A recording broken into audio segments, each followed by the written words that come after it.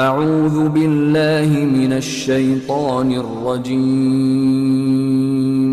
بسم اللہ الرحمن الرحیم اعوذ باللہ من الشیطان اللعین الرجیم بسم اللہ الرحمن الرحیم الحمد للہ ذی المن والاحسان وذی العز والسلطان الذي خلق الإنسان وعلمه البيان والحمد لله الذي نور قلوبنا بولاية محمد وآل محمد وعلى آله الطيبين الطاهرين المعصومين المنتجبين ولعنة الله على أعدائهم من الآن إلى قيام يوم الدين آمين يا رب العالمين. أما بعد فقد قال الله تبارك وتعالى في محكم كتابه المبين وهو أصدق الصادقين وقوله الحق. بسم الله الرحمن الرحيم. لا تقنطوا من رحمة الله إن الله يغفر الذنوب جميعا. صلوات بابا بلند محمد اللهم صل على محمد وآل محمد وعجل فرج آل محمد. سامعین گرامی قدر، ناظرین محترم، ایصال ثواب کی مجلس اور وہ بھی شب جمعہ، بہترین زبان، بہترین مکان، اچھے وقت، اچھے حالات میں اپنے مرحومین کو بہترین ہدیہ و تحفہ پیش کرنے کے لیے یہ مجلس حسین ابن علی علیہ السلام منعقد کی گئی ہے. اس لیے کہ حسین اس شخصیت کا نام ہے جن کا اختیار قبر کے اس در بھی ہے، جن کا اختیار قبر کے ادھر بھی ہے. ہم اپنے مرنے والے کے نام اعمال میں کچھ تحفے تحائف بھیجتے ہیں تو وسیلہ امام حسین غریب کا کرتے ہیں. حسین ابن علی جو آسمان سے آتے ہیں تو فطر اس کو بالوں پر دیتے ہیں، زمین سے جاتے ہیں تو حر کو بخش دیتے ہیں. زمین و آسمان اور کل کائنات پہ اختیار حسین ابن علی کا. شب جمعہ زیارت امام حسین سے مخصوص ہے. اسی لیے ہم اپنے مرحومین کو بھی زیادہ شب جمعہ میں یاد کرتے ہیں، اس لیے کہ انبیاء، مرسلین، ائمہ معصومین کا شیوا رہا ہے کہ شب جمعہ اپنے لیے، اپنے گھر والوں کے لیے، تمام قوم کے لیے، تمام چاہنے والوں کے لیے دعا کرتے رہے اور دعائے خیر کرتے رہے. لہذا آپ حضرات سے بھی گزارش ہے کہ ایک مرتبہ سورہ حمد اور 3 مرتبہ سورہ اخلاص کی تلاوت کر کے مرحومہ نسرین فاطمہ بنت محمد علی خان، مرحومہ حمیدہ بیگم بنت مرزا مشتاق نبی، مرحوم سید غضنفر عباس ابن مرحوم سید حسن عباس، مرحوم سید حسن عباس، مرحوم محمد علی خان ابن جابر علی خان، مرحوم صالحہ بیگم بنت فدا علی خان، مرحوم سلمان علی خان ابن محمد علی خان. یہ مجلسیں منعقد جو ہو رہی ہیں، سورہ فاتحہ کی ان کی طرف سے التماس اور گزارش ہے جناب سید مظفر عباس شبر صاحب کی طرف سے.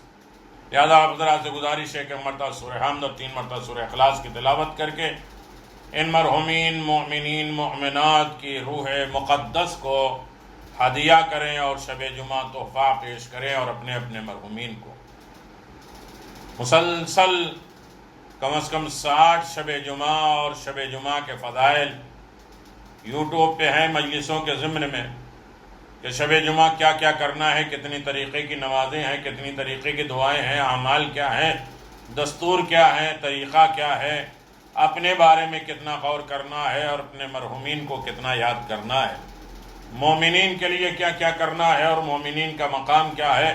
یہ شب جمعہ انسان کو بیدار کرتا ہے۔ یقیناً جہاں سورہ واقعہ پڑھتے ہیں تو سورہ واقعہ جو مصداق ہیں علی ابن ابی طالب، ان کے بارے میں غور کریں امیر المؤمنین کے سلسلے میں، اور مومنوں کے امیر ہیں اور مومنوں کا مقام کیا ہے۔ روایت ہے کہ افضل من عطاء الحق المؤمن، کل آپ نے مومنین ایصال ثواب کے ضمن میں میرا ایک سلسلہ جو چل رہا ہے مومنین کا مقام، رتبہ، درجہ، اور خاص طریقے سے وہ مومنین جو سامنے نہ ہوں ان کے لیے اگر انسان سورہ فاتحہ، دعا، اعمال کرتا ہے، ان کے لیے کار خیر کرتا ہے جو سامنے نہیں ہے، تو کئی گنا وہ بڑھ جاتا ہے اور 100 دعائیں ہماری قبول ہوتی ہیں۔ ایک غائب مومن کے لیے دعا کرنا، التماس کرنا، تو اپنی 100 دعائیں حاجت پوری ہوتی ہیں۔ یقیناً سب سے زیادہ مستحق قبر میں رہنے والے۔ گیا مومن کے کیا مقام ہے؟ تو کہا ان المؤمنون یا ان المؤمن افضل حق من الکعبہ، وقال ان المؤمنین اخو المؤمن عینیہ ودلیلہ فلا یخونہ ولا یحظل لہ۔ مومنین کرام، یقیناً آپ دیکھیں کہ حضور صلی اللہ علیہ وسلم سے پوچھا گیا کہ آپ نے فرمایا مومن کا حق کعبے کے حق سے بہتر ہے۔ مومنین رتبے میں، درجے میں، افضلیت میں، حق اور حقوق میں اور حقیقت میں کعبے سے بلند ہے۔ حضور ہی نے فرمایا، آپ ہی نے فرمایا، مومن کا بھائی ہے، اس کی آنکھ، اس کا رہنما ہے، نہ اپنے بھائی سے خیانت کرتا ہے، نہ اسے یکو تنہا چھوڑتا ہے۔ اور مسلمان کا مسلمان پر یہ حق ہے کہ اس وقت تک شکم سیر نہ ہو، پیٹ نہ بھرے جب تک اس کا بھائی بھوکا ہو، جب تک بھائی پیاسا ہو اس وقت تک سحراب نہ ہو، اس وقت تک لباس نہ پہنے جب تک وہ برہنہ ہو۔ مومن بڑا قیمتی ہے، کعبے سے بھی بلند رتبہ مومن کا۔ کوئی ہے جو پیغمبر اسلام کے زمانے میں کعبے کے پردے کو پکڑ کے رو رہا ہے، گڑ گڑا رہا ہے، فریاد کر رہا ہے، پروردگار تجھے تیرے کعبے کا واسطہ؟ پیغمبر اسلام نے فرمایا کیوں ایسے کیوں نہیں کہتا ہے کہ تجھے تیرے مومن کے دل کا واسطہ، تیرا دل کعبے سے افضل ہے، دل میں خدا رہتا ہے، مسکن ہے، رحمان کی جگہ ہے، اور اعلان پروردگار ہے کہ تم میرے گھر کی حفاظت کرو، ہم تمہارے گھر کی حفاظت کریں جو ہمارے پاس ہے۔ میرا گھر تمہارے پاس ہے، تمہارا گھر میرے پاس ہے۔ میرے علاوہ کسی اور کو میرے گھر میں نہیں بسانا، ورنہ ہم تمہارے جنت والے گھر میں کسی اور کو بسا دیں گے۔ میرے گھر کو پاک رکھنا بغض، عناد، حسد، کینہ، جلن سب سے، ورنہ ہم تمہارے گھر کو خراب کر دیں گے۔ تو بہت بڑا مقام ہے مومن کا دل، اور یقیناً مومن مسلمان کے حق سے زیادہ کسی مسلمان پر کوئی حق ہے ہی نہیں۔ مومن سے زیادہ مومن کا کوئی حق۔ کل کی مجلسیں، پرسوں کی مجلسیں اور تینوں چاروں مجلسیں آپ اپنے ذہن عالی میں رکھیں، اور کہاں تک بات پہنچی تھی سال ثواب کی۔ اور آپ ہی نے فرمایا، حضور اکرم نے فرمایا، اپنے مومن بھائی کے لیے وہی چیز پسند کرو جو تم اپنے لیے پسند کرتے ہو۔ جب تمہیں ضرورت ہو تو اس سے سوال کر لو، اور جب وہ تم سے سوال کرے تو اس کی بات کو پورا کرو، اس کے سوال کو پورا کرو، اسے شرمندہ نہ کرو، اس کے سوالات کو اس طریقے سے پیش ہونے دے کہ اسے تسلی و تشفی مل جائے کہ جس کے سامنے میں نے مانگا ہے خالی ہاتھ واپس نہیں آئیں گے۔ اسے بری بات سنا کر غمگین نہ کرو، اسے اپنے لیے ناگوار نہ سمجھو، اس کے مددگار بنو کیونکہ وہ تمہارا مددگار ہے۔ اگر وہ موجود نہ ہو تو اس کی غیر حاضری میں اس کی عزت آبرو کا خیال رکھو، اگر وہ موجود ہو تو اس کی ملاقات کو جاؤ، اس کا اعزاز و اکرام کرو، اس کے رسپیکٹ، ادب، احترام کے ساتھ اس کے ساتھ پیش آؤ۔ اللہ اکبر، کیونکہ وہ تمہارا ہے، تم اس کے ہو، اور اگر وہ ناراض ہو جائے تو اس وقت تک اس کو نہ چھوڑو جب تک وہ تم سے خوش نہ ہو جائے۔ اگر اسے کوئی خوشی ہو تو خدا کا شکر ادا کرو، اگر آزمائش میں مبتلا ہو تو اسے کچھ مالی امداد دو اور اس کی بات برداشت کرو اور اس کی رعایت کرو۔ تو یقیناً مومن بڑا قیمتی ہے، بہت عظیم ہے مومن، اور مومن کا مقام امیر المؤمنین نے بیان کیا ہے، اور انسان امیر المؤمنین کی بات کو سنے کہ ابو عبداللہ نے فرمایا مومن مومن کا بھائی ہے، اس کا حق اپنے بھائی پر یہ ہے کہ اس کے ساتھ خلوص سے پیش آؤ، ہمدردی کرے، اسے دشمنوں سے بچاؤ۔ حق مومن ادا کرنے سے بہتر خدا کی عبادت میں کوئی عبادت نہیں، مومن کا حق سب سے افضل ہے۔ پورا دین ہے خدا کی عبادت، کوئی شرک نہ کرے اور مومن کے لیے نفع ہے۔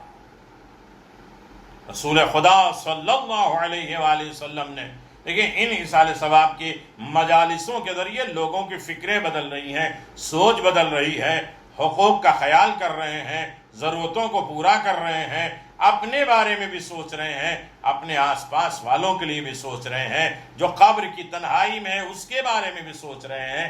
ایک بندے تک بات پہنچ گئی تو ہماری محنت سوار۔ پیغمبر اسلام صلی اللہ علیہ وسلم نے ارشاد فرمایا، مسلمان مومن مومن کا بھائی ہے، نہ وہ اس سے خیانت کرتا ہے، نہ اسے اکیلا چھوڑتا ہے، نہ عیب لگاتا ہے، نہ اسے محروم کرتا ہے، نہ اس کی غیبت کرتا ہے۔ اگر یہ تمام چیزیں ہوتی ہیں، کل کی مجلس میں یاد ہے آپ کو، اس لیے کہ اگر مومن کا خیال نہیں کریں گے، 7 حق ہیں، ایک بھی حق اگر چھوٹ گیا تو اللہ اپنی ولایت سے نکال دے گا اور ایمان کے دائرے سے نکال دے گا۔ اللہ، امام جعفر صادق علیہ السلام، بہت سے روایتوں میں ہے کہ شب 15 شوال آپ کی شہادت ہے، اس عنوان سے بھی سن لیں۔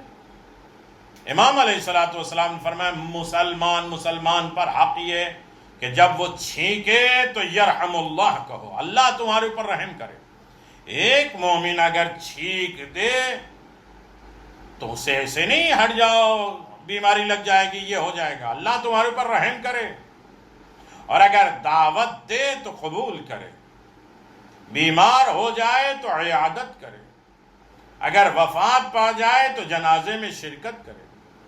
یقیناً مومن کا حق بہت عظیم ہے، اسی لیے کچھ مسلمان سفر کے لیے چلے، اتفاقاً راستے میں بھٹک گئے، راستہ بھول گئے، اسے اسی عالم میں انہیں سخت پیاس لگی، انہوں نے غسل میت کے بدلے تیمم کر لیے، اور درخت کے تنوں کی آڑ میں بیٹھ گئے، اتنے میں ایک سفید پوش بزرگ آئے اور کہنے لگے اٹھو، کوئی ڈر کی بات نہیں ہے، لو یہ پانی لو۔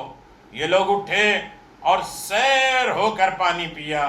ان سے پوچھا آپ کون ہیں، خدا آپ پر کرم فرمائے۔ انہوں نے کہا کہ میں ان جنوں میں سے ہوں جنہوں نے رسول خدا کی بیعت کی تھی، اور میں نے حضرت سے سنا تھا مومن مومن کا بھائی ہے، اس کی نگہبان، اس کی حفاظت، اس کا رہنما ہے، پھر تم میرے سامنے کیسے ہلاک ہو سکتے ہو؟ مومن مومن کا بھائی ہے۔ اللہ اکبر، اگر یہ انسان کے اندر فکر بیدار ہو جائے کہ مومن مومن کا بھائی ہے تو کوئی مومن پریشان ہوگا ہی نہیں. ایک دوسرے سے زنجیر بنتی جائے گی, ایک دوسرے کے حالات ہم سمجھتے جائیں گے, ایک دوسرے کی مشکلات کو دور کرتے رہیں گے.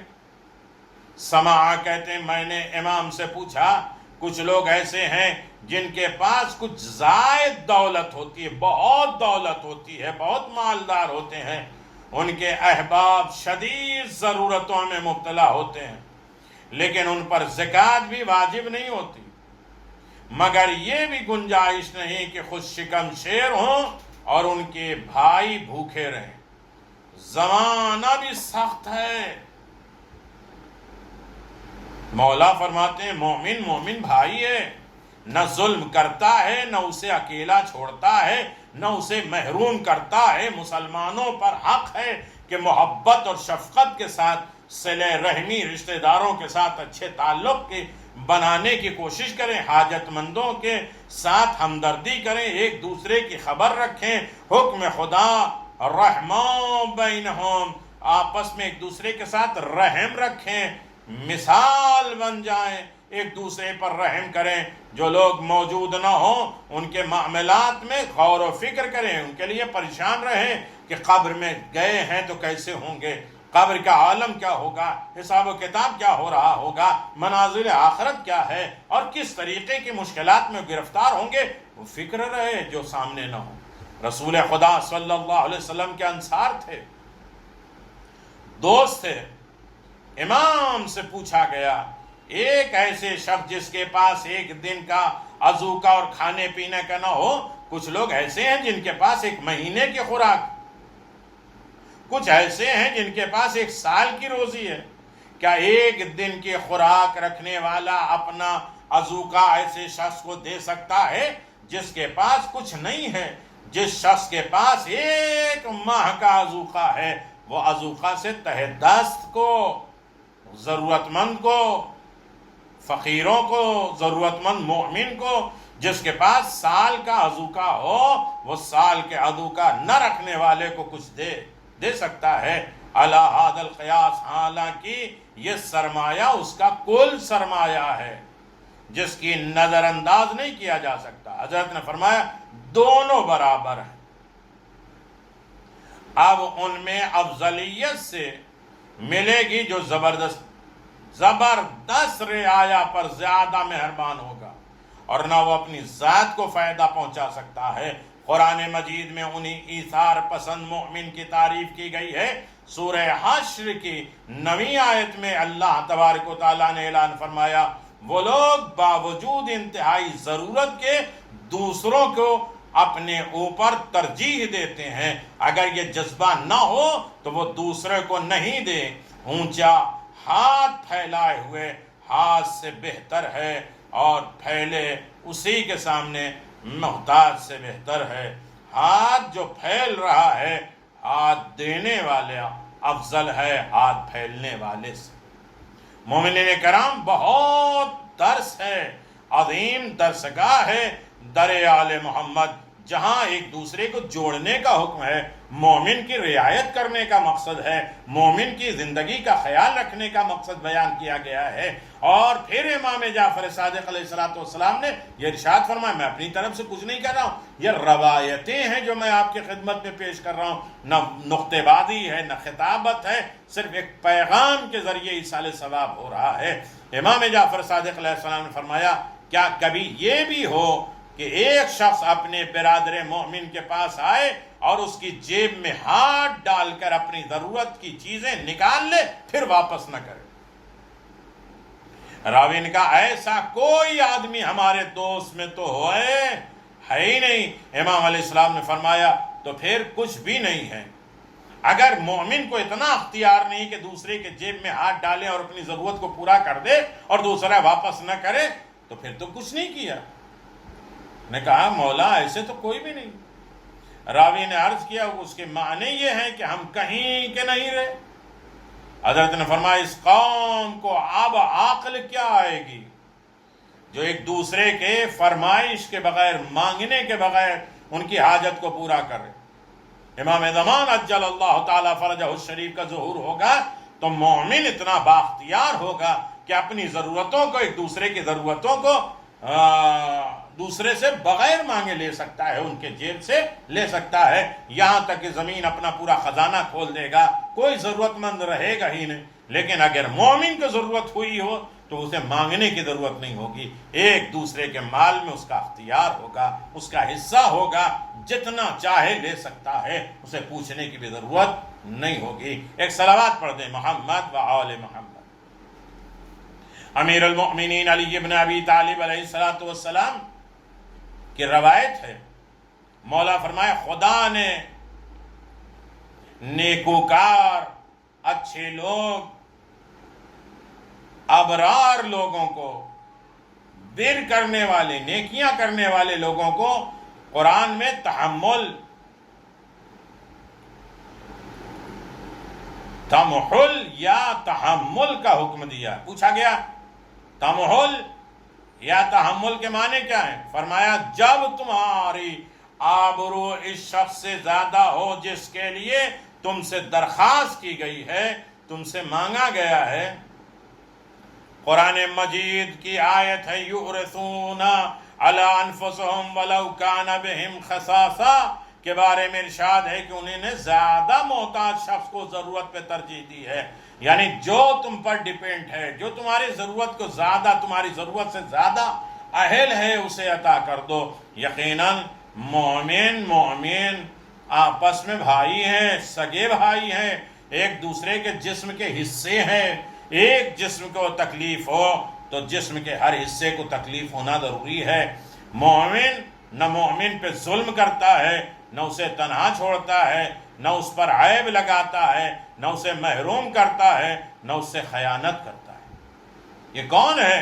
یہ ائمہ معصومین علیہ السلام بتائیں گے کہ مومن کا رتبہ کیا ہے، مومن کا درجہ کیا ہے۔ معصوم نے فرمایا مومن کا اپنے بھائی پر حق یہ ہے کہ ملاقات ہو تو اس پر سلام کرو، بیمار ہو تو اس کی عیادت کو جاؤ، غیر حاضر ہے تو اس کے لیے خلوص برتو، جو سامنے نہیں ہے تو ان کے لیے خلوص، ریاکاری، دکھاوا نہیں ہے۔ جب چھینکے تو اس کے لیے دعا کرو، جب بلائے اور پکارے تو جواب دو، مر جائے تو جنازے میں شرکت کرو۔ یہ کون ہے؟ یہ مومن کا رتبہ ہے، یہ مومن کا مقام ہے۔ ائمہ معصومین علیہم السلام نے ارشاد فرمایا ہے کہ مومن بڑا قیمتی ہے، مومن بڑا عظیم ہے۔ اللہ کی عظیم ترین عبادت یہ ہے کہ دوسروں کے لیے نفع بخش بنو، دوسروں کے کام آؤ۔ ابو جعفر علیہ السلام سے روایت ہے کہ آپ نے ابو اسماعیل سے فرمایا، ابو اسماعیل تمہارے دوستوں میں اگر کسی کے پاس ایک عبا ہے یا ایک قبا ہے، ایک عربی لباس ہے، اور اس کے دوست کے پاس زیادہ عبائیں ہیں، زیادہ ردائیں ہیں، کے پاس 100 اسکارف ہیں، 10-20 برقعے ہیں، ایک کے پاس کافی عبائیں ہیں، ردائیں ہیں، تو وہ اپنے زائد عبا اپنے بھائی کو دیتا ہے یہاں تک کہ اسے دوسری ردا ملے۔ اسماعیل نے عرض کیا نہیں مولا، ایسا تو کوئی نہیں دیتا۔ فرمایا اچھا اگر کسی کے پاس زیر جامہ نہ ہو تو دوسرا شخص جس کے پاس کئی ہوں وہ اتنی مدت کے لیے بھیج دے کہ زیر جامہ بنوا لے۔ عرض کی جی نہیں۔ حضرت نے زانوں پر ہاتھ مار کے فرمایا تو پھر وہ لوگ آپس میں دوست اور بھائی اور مومن ہیں ہی نہیں۔ جو مومن کا اتنا خیال نہ کرے وہ اصل میں مومن ہے ہی نہیں۔ مومن وہ ہے کہ جو دوسرے مومن کا خیال رکھے، اور جو خیال کرے تو یقیناً مومن کی زندگی آباد و شاد رہے۔ بہت عجیب بات ہو رہی ہے۔ یقیناً ان عجیب و غریب مقاصد میں مومن کی ہیلپ ہے، مدد ہے، اس کے کمک ہے، اس کے لیے ہمدردی، اس کے لیے انسیت، اس کے لیے محبت، اس کے لیے مربت، اس کے مصائب اور آلام پریشانیوں میں اس کے لیے زندگی کے لیے آسانیاں، عیش آرام پیدا کرنے کا ذریعہ ہے مومن۔ دانہ خرما، خرمے کا دانہ مشہور ترین واقعہ ہے، آپ اندازہ لگائیں، حضرت داؤد تک وحی آئی، اے داؤد جب میرے بندوں کے ساتھ کوئی نیکی کرتا ہے تو میں اس کے لیے جنت کو مباح کر دیتا ہوں، حلال کر دیتا ہوں۔ کسی بندے کے لیے اگر کوئی نیکی کرے، یہاں تو اسلام کیا کہتا ہے، نباتات کے ساتھ، جمادات کے ساتھ، حیوانات کے ساتھ نیکی کرو، اس کا اجر و ثواب ملتا ہے۔ کوئی پلانٹ، کوئی درخت کو پانی دیتا ہے، یہاں تک قبر پہ جو مٹی ہے مرنے والے تک نہیں پہنچتی، مٹی کو بھی پانی دینا، جبکہ تر و تازہ جب تک رہتی مٹی دعائیں دیتی، اہل قبر تک اس کا اجر و ثواب پہنچتا ہے۔ عزیزان محترم، ہمیں کسی کے کام آنا ہے، اس کے کام زیادہ آنا ہے جو مجبور ہے، جو قبروں میں ہے۔ یہ ایصال ثواب، ایصال ثواب، ایصال ثواب ہی وہ ذریعہ ہے جہاں انسان اس منزل کمال تک پہنچ جائے کہ ہر منزل اس کے لیے آسان ہو جائے۔ جناب داؤد، اے داؤد جب میرے بندوں کے ساتھ کوئی نیکی کرتا ہے تو میں اس کے لیے جنت کو مباح کر دیتا ہوں۔ حضرت داؤد نے فرمایا خدایا وہ نیکی کیا ہے؟ ارشاد ہوا وہ نیکی بندہ مومن کو خوش کرنا ہے، بندہ مومن کو خوش کر دیا تو یہ نیکی ہے۔ اللہ، خواہ ایک خرما، ایک کھجور کے برابر ہی کیوں نہ ہو۔ حضرت داؤد نے فرمایا جو تجھ ہی کو پہچانتا، جو تجھ کو پہچانتا ہے اس کو تجھ سے نا امید نہیں ہونا چاہیے۔ خدا کو پہچان لیتا ہے، خدا سے کبھی نا امید نہ ہو۔ اللہ اکبر، ہر عالم میں مومن کے کام آنا ہے۔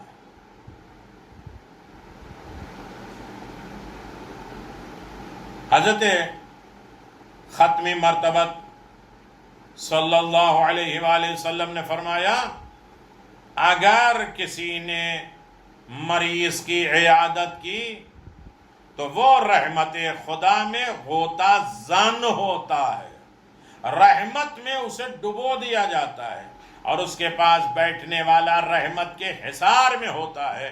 اگر کسی نے صبح میں مریض کی مزاج پرسی کی، شام تک 70,000 ملائکہ اس کے لیے استغفار کرتے ہیں۔ شب جمعہ مومن کے لیے سوچو، مرحومین کے لیے سوچو، جو صبح میں مریض، آج کے دور میں کیا ہے، ہر طرف امن یجیب ہے یا انا للہ ہے۔ کسی ایک مومن کی عیادت کے لیے، اس کے مزاج، اس کے حالات پوچھنے کے لیے انسان نے قدم بڑھایا تو 70,000 ملائکہ اس کے لیے استغفار کرتے۔ اور اسی طرح اگر کسی نے شام میں عیادت کی تو صبح تک ملائکہ اس کے لیے استغفار کرتے ہیں، 70,000 ملائکہ۔ اللہ اکبر، کتنا بڑا رتبہ ہے مومن کا۔ اگر کسی نے بندہ مومن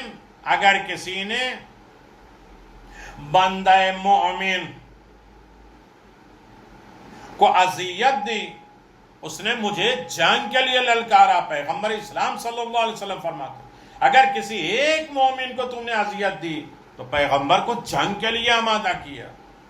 اللہ اکبر، جس نے بندہ مومن کا ادب، احترام، اکرام کیا وہ میرے غضب سے محفوظ رہا۔ دنیا میں صرف ایک بندہ مومن اور ایک امام عادل ہو تو مجھے ان دونوں کی بندگی کے بعد کسی کی عبادت کی ضرورت ہی نہیں ہوتی ہے، خدا فرماتا ہے۔ بندہ مومن جو بندہ مومن کے کام آئے، امام عادل جو انصاف کرے، ایسے بندے عبادت کریں تو باقی لوگوں کی بندگی کی ضرورت ہی نہیں، اس سے تو اللہ کی کسی کو ضرورت نہیں بندگی۔ انہیں دونوں کی وجہ سے زمین اور آسمان قائم ہے، ایک مومن جو دوسرے کی ہیلپ کرتا ہے اور ایک امام عادل ہے جو انصاف کرتا ہے، انہی کی وجہ سے دنیا قائم ہے، زمین و آسمان قائم ہے۔ فائدہ ہم اٹھا رہے ہیں ظلم کرتے ہوئے، مومنین کو محروم کرتے ہوئے، رسوا کرتے ہوئے، مومن کو چھوڑ کر۔ ہم نے ان دونوں بندوں اور زمین اور آسمان کے درمیان میں انس، الفت ایجاد کی ہے، جس کے بعد یہ کائنات اوروں سے بے نیاز ہو جاتی۔ بہت پیغامات، وقت ہوتا تو اسی ایک بات کی تشریح ہوتی، واقعات کے ذریعے، احادیث کے ذریعے، روایات کے ذریعے۔ پیغمبر اسلام صلی اللہ علیہ وسلم نے فرمایا ہے، آپ وقت دعا اپنے ہاتھوں کو اس طرح بلند فرماتے تھے پیغمبر اسلام کہ جس طرح کوئی مسکین اپنے ہاتھوں کو غذا لینے کے لیے، کھانا لینے کے لیے اٹھاتا ہے۔ دعا مانگنا، فریاد کرنا، اس میں شرمندگی نہیں ہے۔ یہ شب جمعہ شب دعا ہے، شب مغفرت ہے، شب غفلت سے بچنے کی رات ہے، شب قرب معصومین ہے، نجات کا ذریعہ ہے، مرحومین کی مغفرت کے ذرائع ہیں اس شب جمعہ میں۔ حضرت موسیٰ علیہ السلام کے اوپر وحی آئی، اللہ اکبر، اپنے دونوں ہاتھوں کو ذلیلوں کی طرح میرے سامنے بلند کرو، جو ضرورت مند ہے، رو رہا ہے، فریاد کر، اس طرح، اور اس طرح مانگو جیسے غلام چیخ چلا کے مانگ رہا ہے۔ اور جب اس طرح دعا کرو گے تو میری رحمت تمہارے ساتھ، اس طرح دعا کرو گے تو میری رحمت تمہارے شامل حال ہوگی۔ میں کرم کرنے والوں میں سب سے زیادہ کریم، قدرت رکھنے والوں میں سب سے زیادہ قدرت رکھنے والا ہوں۔ اللہ نے کہا، اے موسیٰ، میرے فضل و رحم کا مجھ سے سوال کرو، اللہ تجھے تیرے فضل کا واسطہ، اللہ تجھے تیرے کرم کا واسطہ، اللہ تیرے افضلیت، تیرے رتبے، تیرے حبیب کا واسطہ، کیونکہ میرے علاوہ کسی اور کے ہاتھ میں یہ دونوں چیزیں نہیں ہیں، نہ فضل نہ رحم، یہ دونوں چیزیں میرے پاس ہے، اللہ کہتا ہے۔ اس نقطے کے مد نظر جس چیز کا مجھ سے سوال کر رہے ہو، اس کے متعلق تمہارا اشتیاق کتنا ہے؟ تم مانگ رہے ہو تو مانگنے کی تڑپ ہے یا نہیں؟ کوئی پیاسا ہے تو کس طریقے سے تڑپ تڑپ کے مانگتا ہے؟ کوئی ایک روٹی چاہتا ہے، بھوکا ہے تو کتنا جو ہے پیچھے لگ جائے، آپ کہتے ہیں پیچھے لگ گئے۔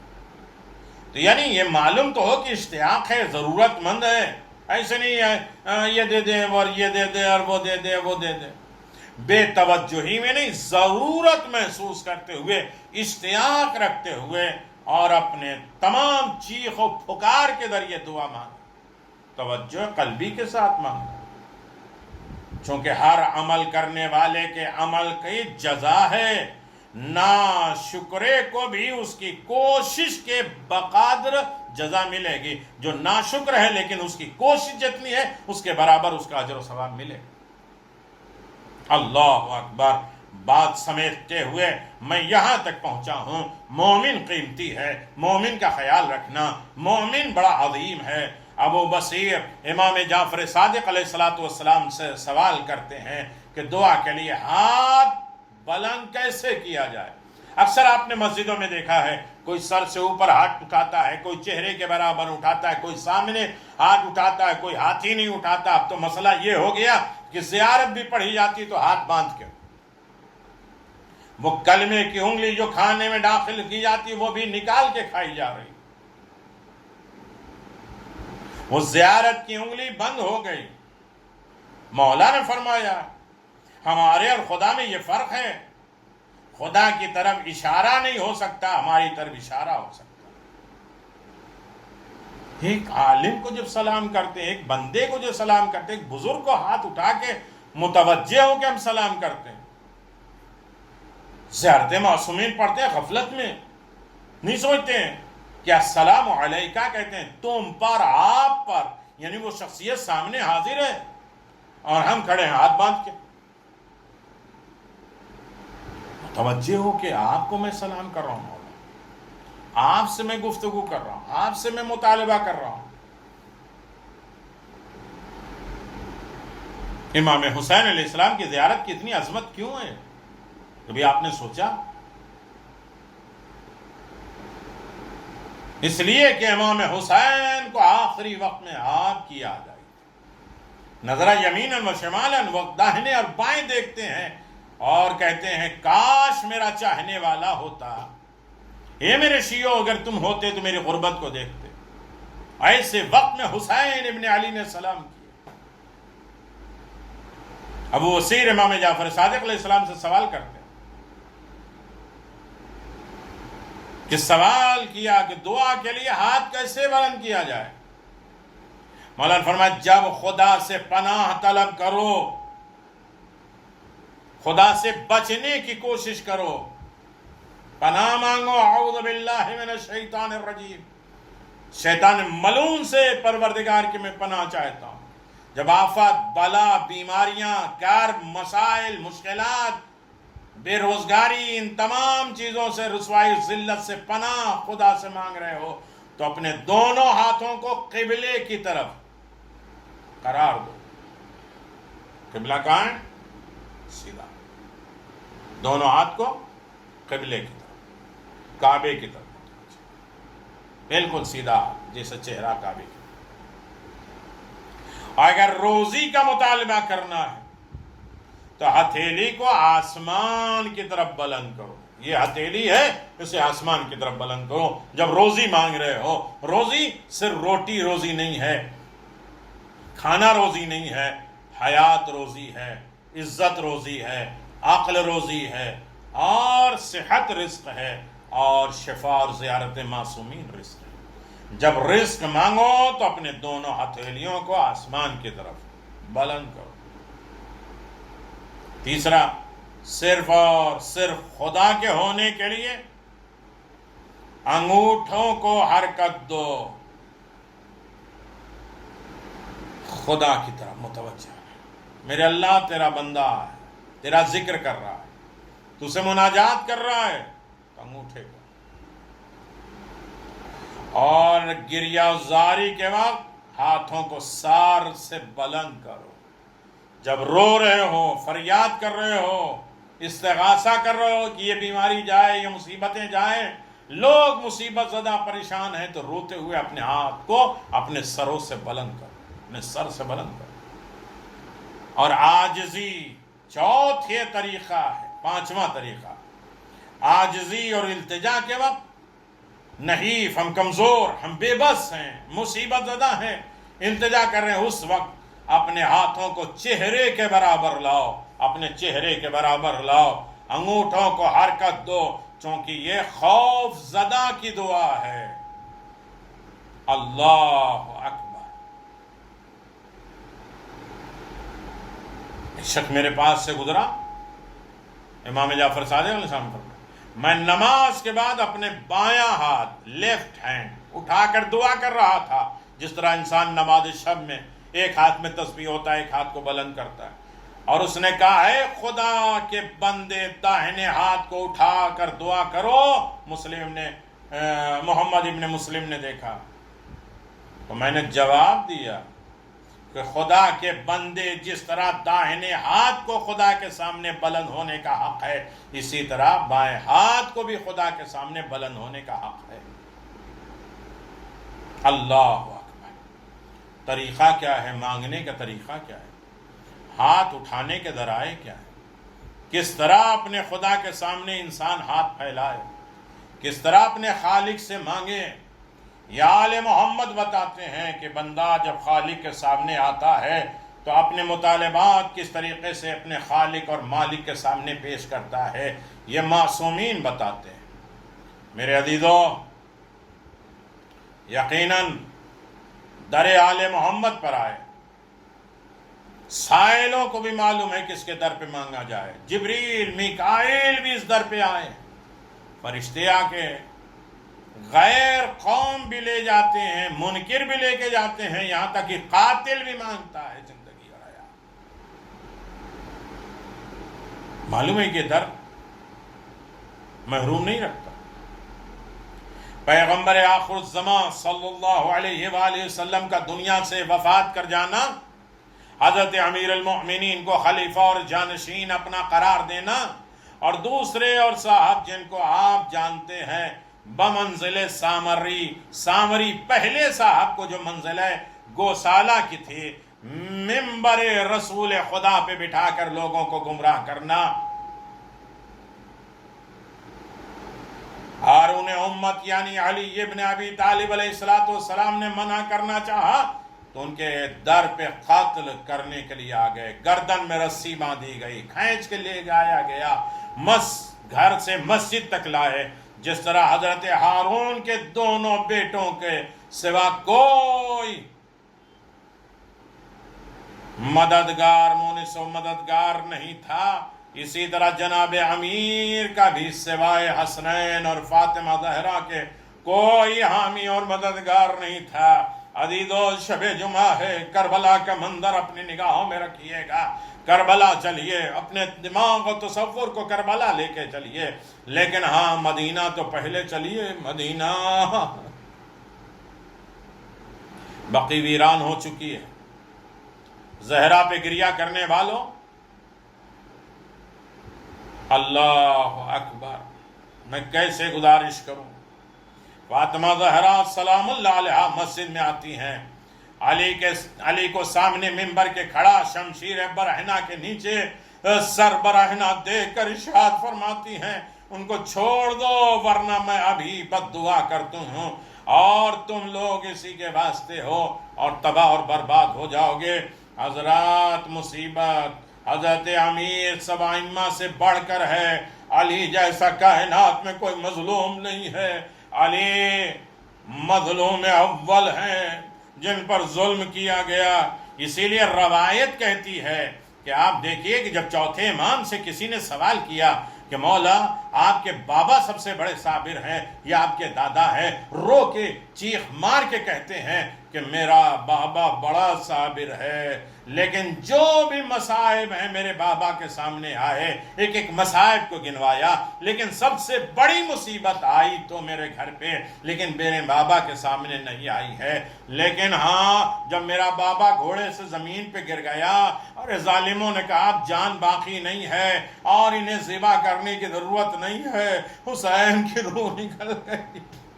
شمر جیسا ظالم آواز دیتا، میں امتحان لے کے بتاتا ہوں کہ حسین کے بدن میں جان ہے یا نہیں۔ کہا کیسے؟ کہا اپنے گھوڑوں کا رخ خیمہ زینب کی طرف کر دو۔ زخمی حسین کوہنی کے بل اٹھے، آواز دیا بھی حسین زندہ ہے۔ ارے میرے عزیزو، حسین زندہ ہے تو ایک مرتبہ روک رہے خیموں کی طرف نہ جاؤ، ابھی حسین زندہ ہے۔ لیکن ہائے وہ علی جو سامنے ہے، ارے دروازہ جل رہا ہے، محسن شہید ہو رہے ہیں، پسلیاں ٹوٹ رہی ہیں، اسیر ہو کے جا رہے ہیں، ایسے عالم کو بھی برداشت کرنا یہ علی ابن ابی طالب کا کمال ہے۔ اول مظلوم ہے علی ابن ابی طالب، حتیٰ کہ خود امام حسین کی مصیبت سے بھی ان کی مصیبت بڑی ہے، کیونکہ امام حسین جب تک زندہ تھے، ارے کسی ان کے حیات، ان کے گھر والے ارے معترض ہونے اور جرأت ہونے بخلاف امیر المؤمنین کہ انہوں نے جناب سیدہ کو مار کھاتے ہوئے دیکھا ہے علی نے۔ اللہ اکبر،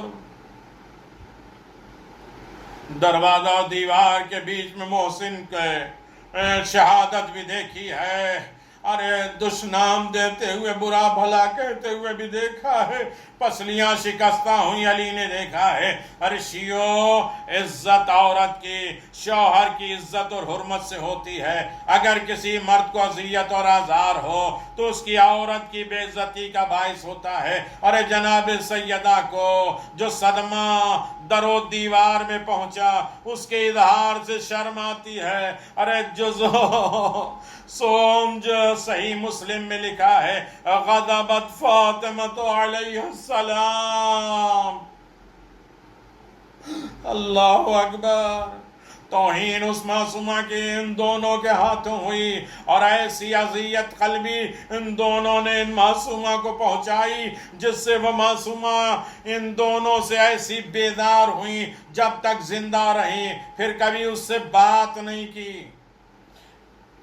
کتاب اہل سنت کے نزدیک یہ حدیث صحیح ہے کہ جناب رسول خدا نے فرمایا، فاطمہ پارے جگر ہے، میرا ٹکڑا ہے۔ جس نے فاطمہ کو اذیت دی اس نے مجھے اذیت دی، جس نے مجھے اذیت دی اس نے خدا کو اذیت دی۔ یہ حدیث بھی معتبر اور صحیح ہے۔ جناب رسول خدا نے فرمایا جس سے فاطمہ بیدار اس سے میں بیدار، جس سے میں بیدار اس سے خدا بیدار۔ اور ان کے نزدیک یہ بھی حدیث صحیح ہے، فاطمہ رسول خدا نے فرمایا علی مع الحق والحق مع العلی وعلی یدور مع علی حیثما دار، یعنی علی حق کے ساتھ ہیں، حق علی کے ساتھ ہے، حق اس طرح پھر جاتا ہے جدھر علی چاہتے ہیں۔ پس اس احادیث مسلمہ اہل سنت سے ظاہر ہے کہ وہ غاصب دونوں قابل نفرین بیداری ہیں، خدا رسول ان دونوں سے بیدار ہے، اس لیے کہ جناب فاطمہ زہرا، ارے زہرا کو اس طرح توہین کی، انہیں اذیت پہنچائی، ارے تکلیف دی، اس معصومہ کو فدق کے دعوے میں جھوٹا کہلایا۔ سب سے بڑا صدمہ میری بیوی کو تو یہی تھا کہ میں جھوٹ نہیں بولتی، لیکن ظالموں نے جھٹلایا۔ اللہ شب جمعہ ہے، ہم سب کے مرحومین کی مغفرت فرمائے، زندوں کی حفاظت فرمائے، تمام فتنے آفات اور بلاؤں سے محفوظ فرمائے، در سیدہ پہ حاضری کی دینے کی توفیق دے دے، کربلا جانے کی توفیق عنایت فرمائے، میرے اہل بیت کو ہم سے راضی فرمائے۔ میرے عزیزو، سیدہ کو جھٹلایا گیا، حضرت امیر المؤمنین کی طرف نسبت کذب و افتراء دی گئی اور کہا کہ علی یہ گواہی اپنے نفس اپنے فائدے کے لیے دے رہے ہیں، فدق ہرگز فاطمہ زہرا سلام اللہ علیہ کا حق نہیں ہے۔ آہا مومنو، باوجود یہ کہ حق و باطل کو خوب جانتے تھے، مگر پھر بھی جناب امیر اور جناب سیدہ سلام اللہ علیہ کو کیسی اذیت اور تکلیف پہنچائی۔ بعد انتقال کے ان کی روح مقدس کو آدھا نے بے چین کیا، ان کے گھر کس طرح سے، ارے ان کی اولادوں کو کس طرح قتل کیا، ارے بقی کو ویران کر دیا، ان کی اولادوں کو زہر اور تلوار سے شہید کیا۔